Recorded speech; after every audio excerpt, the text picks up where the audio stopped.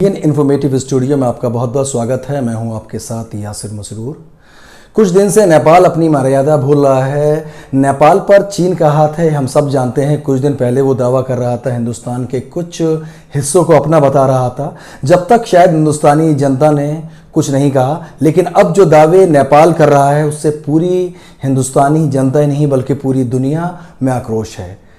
चीन के प्रधानमंत्री ओली दावा कर रहे हैं कि भगवान राम, श्री राम हिंदुस्तान के थे ही नहीं, यानी कि जो असली अयोध्या है वो नेपाल में है और हिंदुस्तान में जो अयोध्या है वो नकली अयोध्या है। ये दावे चीन की शह पे चलने वाले केपी शर्मा कर रहे हैं। हालांकि केपी शर्मा हम जानते हैं कि ज़्यादा दिन तक ओली की सरकार चलने वाली नहीं है, लेकिन इस तरह के बयान देकर वो आक्रोश में घिर गए हैं। इस तरह के बयान देकर उन्होंने करोड़ों अरबों हिंदू धर्म के जो लोग हैं उनकी आस्था को चोट पहुंचाया है और इसलिए पूरे हिंदुस्तान के साथ साथ उनके अपने देश नेपाल में भी अब लोगों में आक्रोश है, लोग इसका विरोध कर रहे हैं।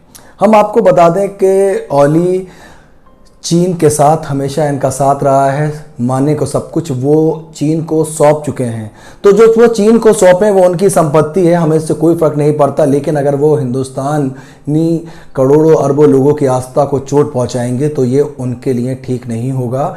और जहां भी हमने हिंदुस्तान में देखा, हिंदुस्तान में क्या है, वाराणसी की बात हो, क्या है, जिस जगह की बात हो, वहाँ पर उनके लिए आक्रोशी है और उनको समझाया जा रहा है। बल्कि पूरी कहानी भी लोग बता रहे हैं कि किस तरीके से जो बारात थी वो वापस लौट के अयोध्या आई थी। बिहार के रास्ते जो बारात थी, जो जो जगहें थी, सीताकुंड पड़ा था, जो जो जगहें थी वो सब उनको बताए जा रहे हैं। लेकिन फिर भी नेपाल के प्रधानमंत्री को शायद ये बात समझ में नहीं आ रही है।